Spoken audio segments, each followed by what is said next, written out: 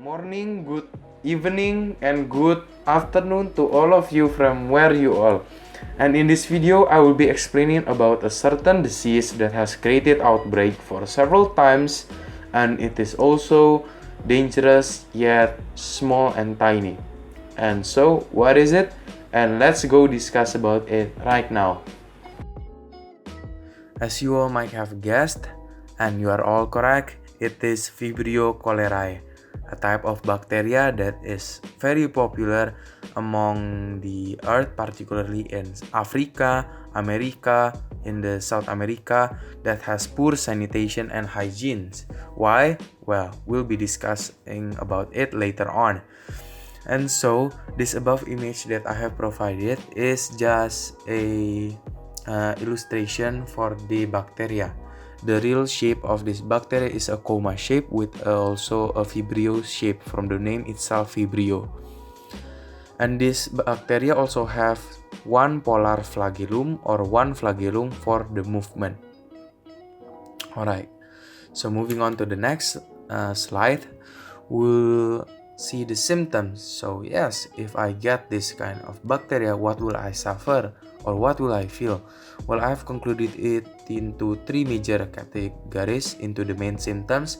The first one are the frequency of bowel movements, which will be more frequent and manier than before, and you will also experience diarrhea, usually a water diarrhea that will affect the loss of body fluids inside your body.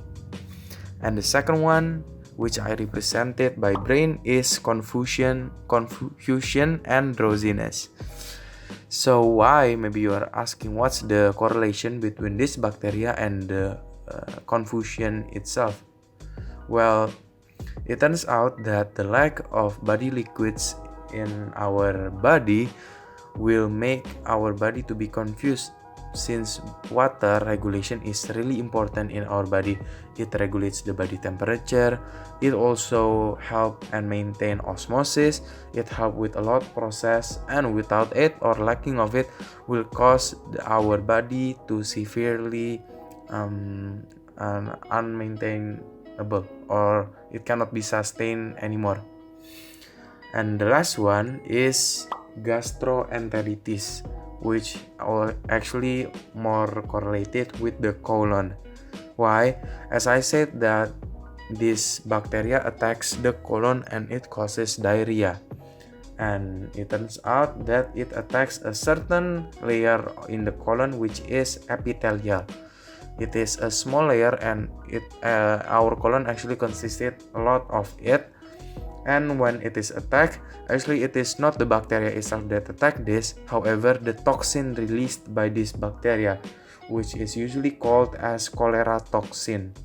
It is a type of AB toxin, and it is really dangerous since it will disturb the activity of the signaling molecule in our body. Okay, moving on. So if I got this, then will I be able to survive? Well, yes. And based on research and a lot of experiment, you will need at least 3 days until 7 days for the recovery, with the help also of infusion. So what is infusion? Infusion is the help of providing the liquid, body liquid, through directly injected to our bloodstream. So in Indonesia, maybe you will call it infus, yeah. Okay, so it turns out that it also have less than 1% mortality rate, which is lucky for us. That means we will have a high chance of survival. And yes, it is reasonable due to the fact that in this era, the healthcare system is more advanced than the past before. As I have researched it turns out also that cholera in 200 years ago was really deadly. Actually, not just cholera, but almost every disease. Back at that time, even cough or sneeze could kill you, since there is no any medicine available on the country. Yes.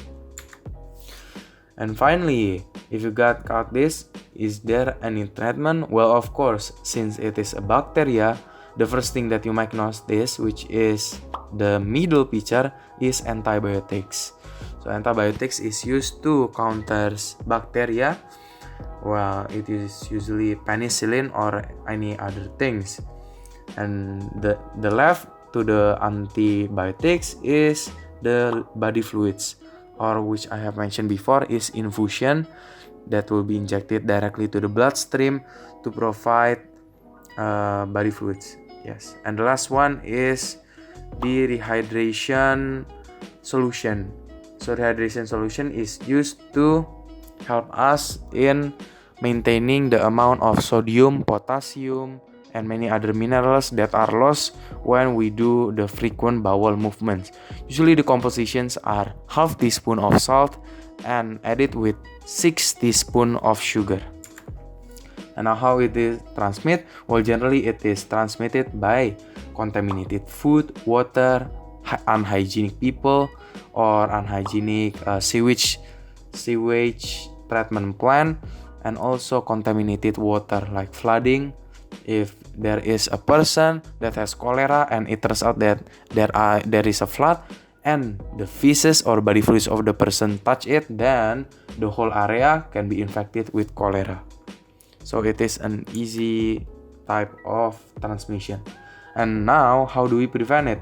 Well, there is only one sentence, which is hygiene. Maintain your hygiene and it'll keep up your immune system also by washing your hand, body soap, maintaining your hygiene as a regular daily activity. And the last one, which is facts, it turns out that this disease will be more vulnerable and more infectious to O blood type, since O blood type have special signaling molecules that will be more triggered to the toxin of this bacteria. And the second one is the origin, not particularly the origin, but most cases occurred in Africa and South America. And last is the amount of outbreak. As I have mentioned, that this disease have 7 outbreaks in total in the past 200 years. So it is quite infectious, contagious. Yes, because it is also a gram-negative bacteria. Okay, thank you.